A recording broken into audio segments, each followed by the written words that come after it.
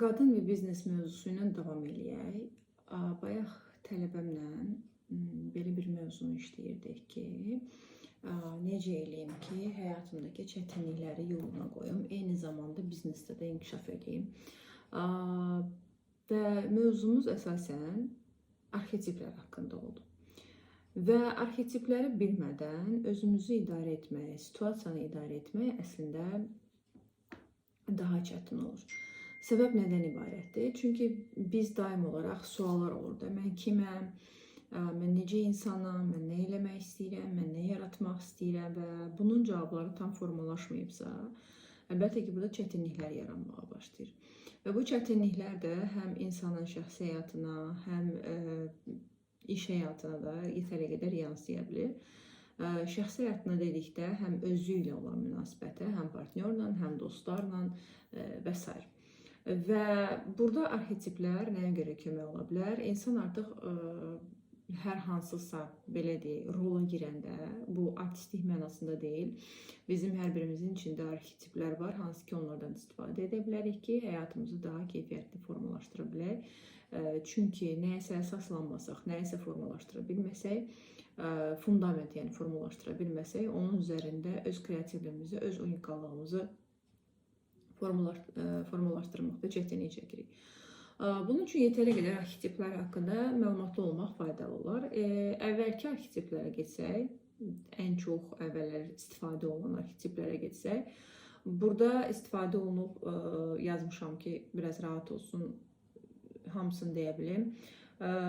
Afina'dır, ağıllı qadın, strateg, lider, analitik, Artemida, azad, məqsədyönlü, müstəqil, təbiətlə bağlı, Afrodita məsəl üçün sevgi, gözəllik, yaradıcılıq və erotikanın simvolu. Hera, ailə, nigah, statusu və sədaqət arxetipi.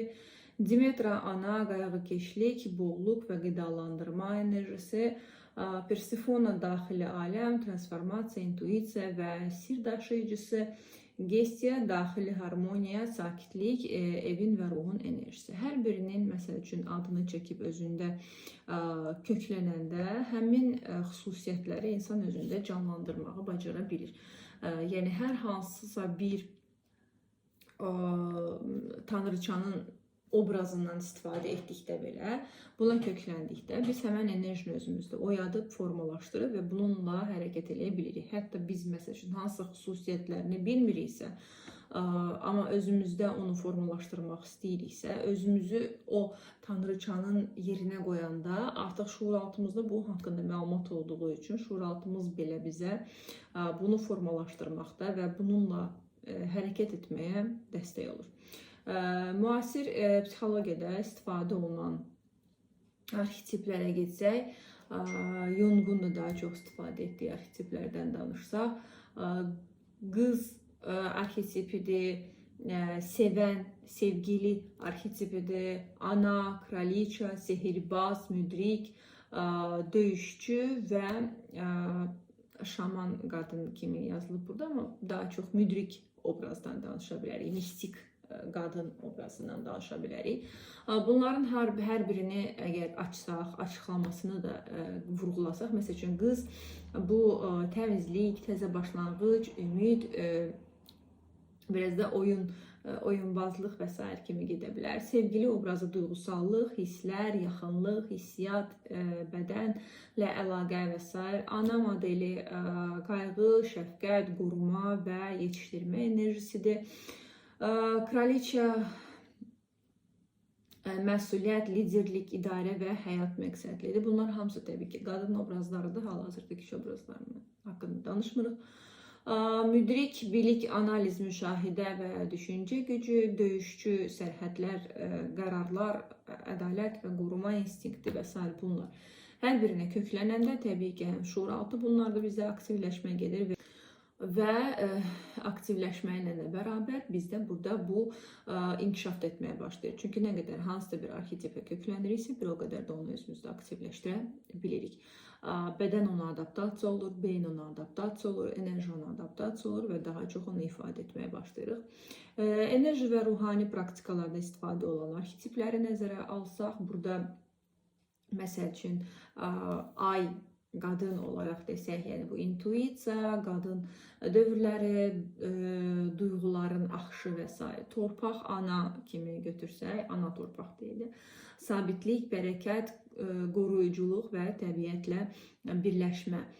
Od, alov qadını kimi götürsək, bu ehtiras, yaradıcılıq, güc və hərəkət. Su qadını kimi götürək, su enerjisinin daşıyıcısı bir qadın kimi götürsək arxetipi, duyğusallıq, şəfa, yumuşaqlıq və empatiya. Hava qadın olaraq, hava enerjisini daşıyan qadın kimi götürsək, azadlıq, fikir, ilham və ruhi əlaqə və kainat ana, böyük ana.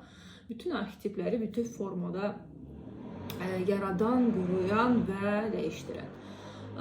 Zaman biz bütün bu arxetiplərdən keçirik. Yəni qadın bütün uşaqlıqdan ta son anına qədər bütün arxetiplərdən hamısından keçməsə də arxetiplərdən keçə-keçə gedir və hər birini hansısa aktiv saxlayır, hansısa passiv olur, hansısa çox nadir hallarda üzə çıxır, hansılarsa daimi olaraq aktiv qalır və insan arxetipləri nə qədər çox başa düşürsə, dərk edirsə, kəşf edirsə, onları bir o qədər aktiv saxlaya bilər, istifadə edə bilər və aktuallaşdıra bilər öz həyatı üçün. Və əgər məsəl üçün o başa düşürsə ki, qız arxetipi biznesdə uğurlu ola bilməz, amma o eyni zamanda başa düşür ki, müdrik qadın və ya kraliça arxetipi daha uğurlu ola bilər və həmin anda o özünü köklüyür artıq qız kimi hərəkət etməyə, yox müdrik biri kimi hərəkət etməyə və bu o demək deyil ki, o özünə xəyanət edir, əksinə bu o deməkdir ki, o artıq özünün içindəki müdrik rolunu dərk etdiyi üçün ondan istifadə edə bilir və onu artıq ifadə edə bilir.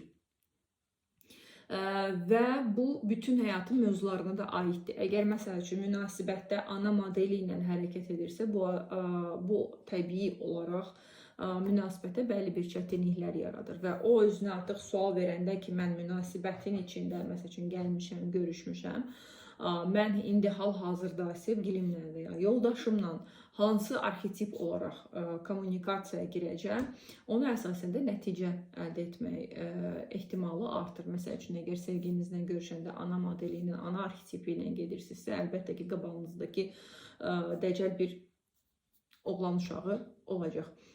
Və yaxud da ki, qızcığaz kimi hər hansı bir görüşə gedirsinizsə və ya sevgilinizlə daimi olaraq qızcığaz modelindəsinizsə, böyük ehtimal ki, qabağınızdakı idarə edən, qoruyan və sahib çıxan və yaxud da ki, ümumiyyətlə hər şeyinizi planlaşdıran bir ata modelinə keçid eləyə bilər.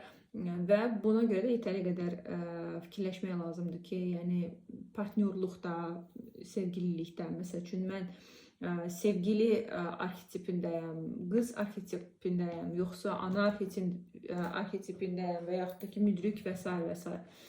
Və eyni zamanda işə addım atanda, səhər məsəl üçün işə gedirsiniz, hansı arxetiplə gedirsiniz, kim olaraq gedirsiniz və işdən çıxanda artıq kim olaraq çıxırsınız.